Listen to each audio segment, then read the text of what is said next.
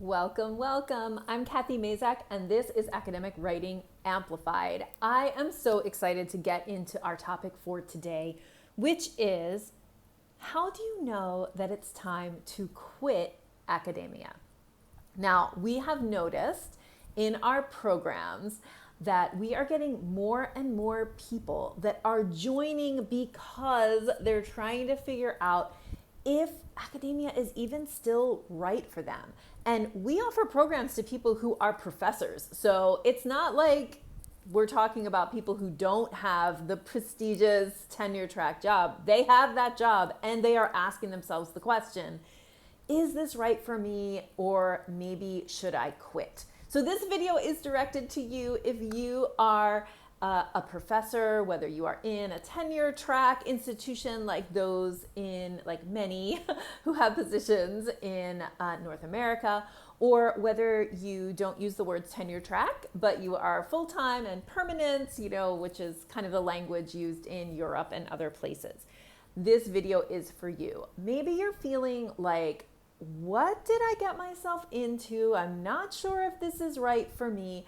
And you're thinking about quitting. So I'm going to talk today about a process for figuring out, kind of diagnosing what's really going on and whether it's a situation that you should quit or not. I mean, sometimes it is. I left academia. So yeah, let's get into it. So before we get started though, I want to let you know that today's episode is brought to you by our Navigate Your Writing Roadmap program. Navigate is a 12-week program that opens for enrollment 3 times a year, and applications are now open. We have an application process, which includes everybody who goes through the application process is going to have a pre-enrollment phone call with me. So applications are now open. You can go to scholarsvoice.org/navigate, find the pink button, and apply today. If you're not watching or listening in real time, don't worry, that same button will get you on the wait list for the next round. Okay, I'm looking at my notes. How do you know it's time to quit academia? This is gonna take some journaling, okay? Some walking and thinking, some sitting and writing. You really gotta dig into it because that's a pretty big decision. So I'm gonna help you figure it out today. So the first thing that you need to do if you're considering quitting academia is you need to really reflect on what is making you have the thoughts of quitting. So many of you are like between semesters now, if you're watching or listening in real time. So this is actually a great time to think about this. You're gonna need to get very specific, okay? So really writing down what are the kind of the things that are happening right now that are giving you those feelings of, I think this might not be for me. So I'll give you a bunch of examples, right? Like some people get to this point when they are feeling like completely overwhelmed with the amount of work they have to do. Like they can't get above water. They can't even get above water, like to do the most important things. And actually, this is a really important distinction. They can only do urgent things. They're not like, you can't get above water to do the actual important things like writing and publishing. And what this creates is a cycle that is a increasingly stressful cycle, right? Where you have very urgent things that you need to do, that you're kind of like those putting out fires kind of things. Like you need to teach your classes, you need to get your grades in, you need to collect data, you're on a timeline for a grant, those kinds of things. Maybe you have a lot of service work and there's a bunch of dates and deadlines that are like tied up in that service work that you need to hit. And then at the same time, what's happening while you are hitting all of those urgent deadlines is that you are not doing the important work for your career, the work that's going to help you to keep getting grants, the work that's going to be able to get you promoted, the work that's going to be able to make that career something that, is a long career. And those important things are often writing and publishing. right? So you don't have publications because you don't have time to write because all you're doing is urgent stuff. So a lot of people are in that cycle and they say to themselves, okay, is this sustainable? Is something that I can continue to do long term? Because it feels like it's not. Okay, so again, like this is just like possibility. Like, so that might be something you write down. Like you're in an unsustainable cycle that you can't figure out how to get out of. All right. Another thing that might be getting you down, right, and making you think about quitting is dealing with the bureaucracy of your institution. Or maybe, you got your tenure-track job or your permanent job, and you know that not everybody gets tenure-track or permanent jobs. And so you're like, well, here I am, and I have what everybody wants, and it doesn't feel good. Like I don't fit in my department. I'm having trouble navigating the bureaucracy and what I need to do. The attitude of the people here doesn't seem to match mine. Maybe it's a values mismatch. Like I have different values than this institution. Maybe you got a job. Maybe you were educated at an R1 and your job is at a Slack or an R2, and you kind of don't know how to be in that culture that's very different from where you were like academically raised. So those are all just examples of reasons that people kind of start to feel like maybe this isn't for me. Another one, right, is quality of your family and home life, right?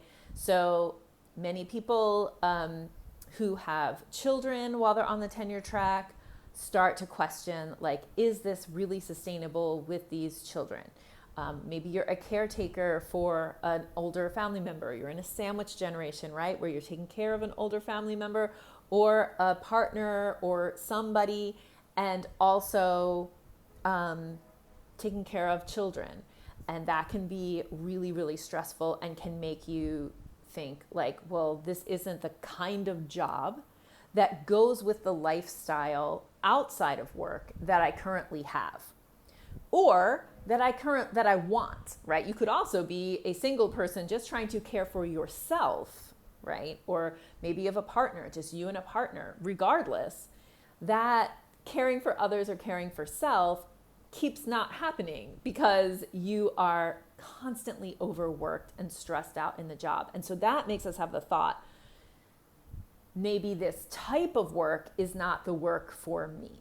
Okay? So but basically though, those are just ideas to like get you started or to give you an example. But what you really need to do is figure out for you and be very, very specific. Like you can even write down like certain things that have happened recently or that continue to happen or happened in the past that have made you have that thought like, maybe this is not the job for me and I have to think about a different line of work or a different type of job. Okay, so that's the first part, is listing out like what are those kind of triggering events or things that are happening that make you have the thought about quitting academia. And then the second part, of course, is what are the things that you love about academia? Like what are the parts of your job that absolutely like light you up and make you, remind you that you have like a vocation for what you're doing? Like what are those things? Maybe they are those moments in the class where your students are having a breakthrough or you're all coming together in a great conversation. Maybe they're those scientific breakthrough moments, right? In the lab that happen when you're like, oh, wow, like look at these results I got, or look how this experiment is going. I feel like so, invigorated by it. Maybe they are the writing moments and publishing moments that you don't get enough of, right? But that you love. Maybe they're the presenting and the conferences where you're like with colleagues, exchange of ideas. What is it for you that you're like, what are those moments that light you up that you're like, yes, this is the career for me? So we want to both get very specific about what makes you have those thoughts of quitting, and then what makes you have those thoughts of staying, right? Of like, this is for me, this is what I was called to do, or this is something that really like lights me up and excites me and seems like a good career for me. Okay, so you need both of those lists. Then what you need to do is with those lists, you want to reflect on whether the things you wrote on the list are characteristics of what I'm going to call the container, and then I'll explain that in a minute, or not. Okay, so let me kind of explain the container. So what I mean by the container, and this is like kind of a phrase that you'll hear me say in other places or on the podcast and in the YouTube videos, something I feel very strong about is that you are not the container. So if you are in a professorial job, the container is like professorship at a university. That is the container. And you are doing your work in the world through that container. That is the container that kind of like facilitates your work in the world. That is never the only container through which you could do the work. So just to give like a very simple example, if you have a PhD in gender studies, right? Like you could be a professor of gender studies and you're doing your work in the world through that container and everything that is a part of that. Teaching, research, service, publications, contributions to the field, grant getting, all of those things. And that is your container. You could also be doing your work in the world through a nonprofit. You could be doing it through teaching high school, potentially. Like there are many different containers. Maybe you have a consultancy. Maybe you have your own business. Maybe you're a motivational speaker, right? There's many, many different containers through which you can do the work. And some people, this is what I did, right? Like you kind of have work that you want to do in the world and you create your own container. And that's what I did as an entrepreneur, creating the business that is bringing you this content, okay? So the container though, a lot of times as professors, and of course, like when we say like you say, I'm a professor, right? You say, I am, and you say the container, right? But you're not, right? Like the container is not equal to you. Like this is not the only option. And your work is still worthy in the world without this particular container of professorship. Okay, so that's what I want you to start to see. I want you to start to be able to separate yourself from the container and look at it from the outside perspective rather than just being so close to it and almost one with it in a way that you can't separate like the characteristics of the container from the characteristics of your work. Do you see what I'm saying? Okay, hopefully. So now what? Yeah, you have your lists and you start to look at each one of these things on the list. Is this a characteristic of the container through which I am doing the work? Or is it a characteristic of my particular job, right? Like, for example, the container is professorship, but my job is I'm a professor at a certain rank at a certain university in a certain position, okay? That's when you start to kind of tease those things out, you can start to see, like you can start to take them and make some analytic choices about like what you can actually do, because there are things that you can do. Like it's not like you just have to accept the glorification of busy and the reliance on overwork and all of these things that you think are like just part of being an academic. If those are the things that are making you have thoughts about quitting, those kinds of things can actually be engineered to be better. And that's like exactly what we do in our programs. Like we job craft, we figure out ways, and you get coached on ways to make those features of the container you're in right now sustainable. Okay, so for example, if you are like that kind of first example I did at the beginning, that you might be wanting to quit because you feel like you're overwhelmed with urgency, you're not getting to the important stuff, that problem is a problem that we can solve. That is a problem that you can solve through self-coaching, through reflection, through skill building. And if you want help with that, that's what our Navigate program is about. And so those are solvable problems. If you are in a specific job, though, like if you're in a specific university and you find you have a real values mismatch with the university, harder problem to solve. Either like you're going to have to compromise your values, or the university is going to have to like change values. You don't have to have exactly the same set of values, but there needs to be like enough overlap that it makes sense. Okay. So again, like getting all these, like, what are the reasons that I'm thinking of quitting? Are these characteristics that I need to live with, or can they be re-engineered by me?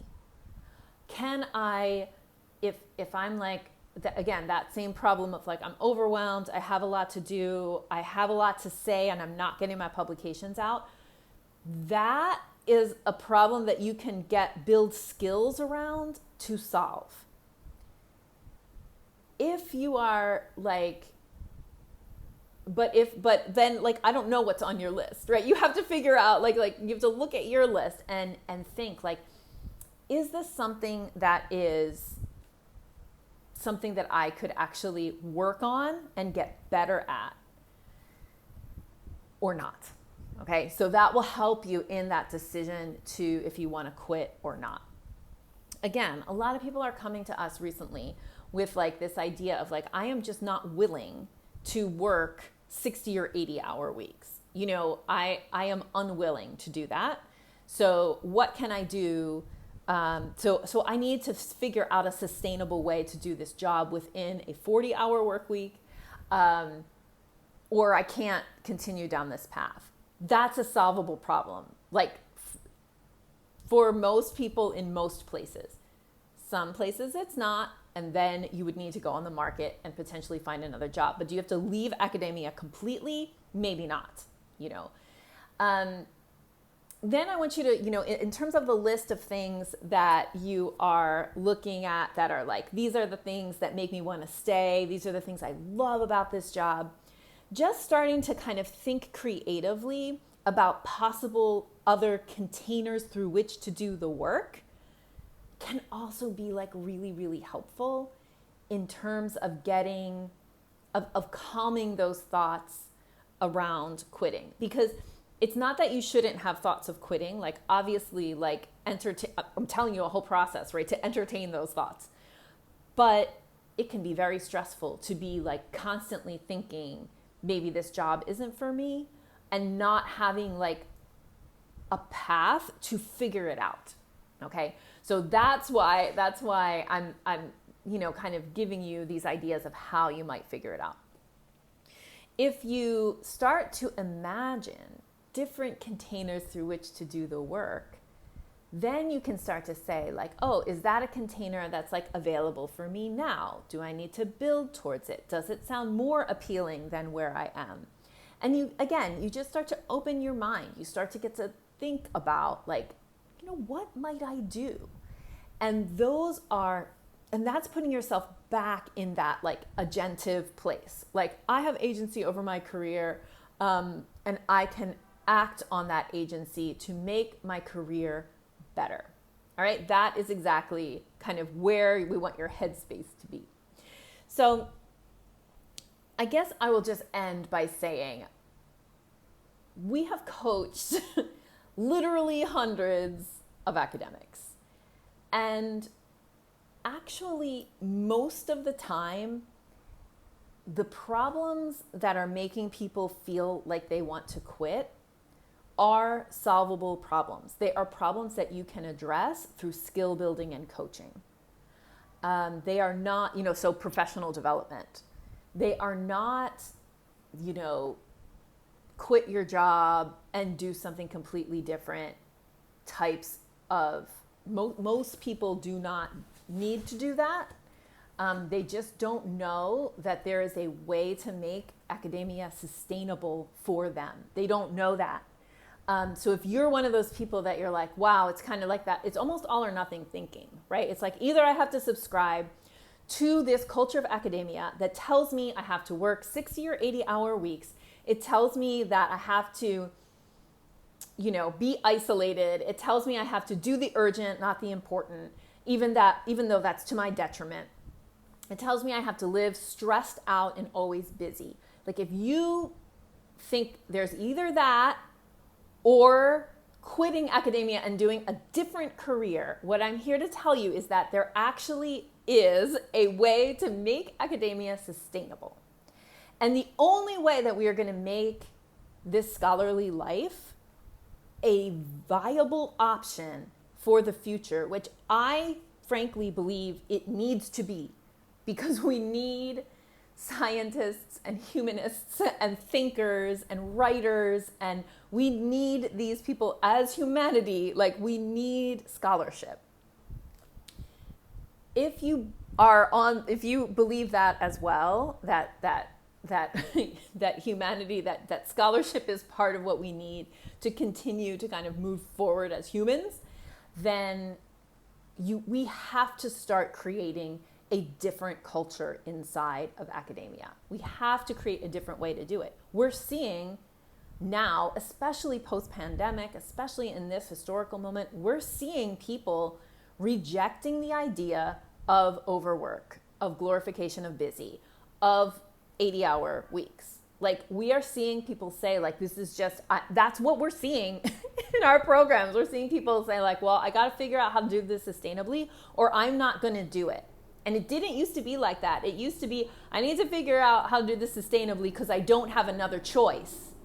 That's not what we're seeing people saying now. What we're seeing people saying now is, I'll figure out something else if this isn't going to be sustainable, if this doesn't give me not just the career that I want, but the life that I want, right? The lifestyle and the life that I want. So I encourage you to think about this exercise. If this is you, if you're trying to figure out how to know, when or if it's time to quit, I encourage you to do this exercise. I also encourage you that if you have resonated with something I've said today, if you've seen some of my other videos and you thought, wow, I would really like to learn some of these skills and get coached by Kathy and her team at Scholar's Voice, then I encourage you to consider applying for our Navigate program. So if you're listening or watching in real time, applications for our next round of Navigate, our next cohort, they open today, July 11th, and they close on August 3rd. And then our next cohort starts August 14th and runs until November 3rd. So it's a 12-week program that wraps before the holidays, which I think is really nice, before, grade turning in time and Thanksgiving in the States and all of that. And if you really are thinking about, if you're questioning whether your career can be sustainable, I believe that a sustainable career starts with putting writing at the center. Since publications are the currency of academia, in order to take control of our careers and really create something sustainable, we need to center our careers around writing. Navigate is a writing and publication program. You're going to learn how to map out your publication pipeline, how to project manage your writing, how to create an academic mission statement, and then align your calendar and the things you do and your pipeline so it supports that academic mission. And you're going to learn how to develop a sustainable and regular writing practice. We call it a relationship-based writing practice because it's all about nurturing the relationship between you and your writing.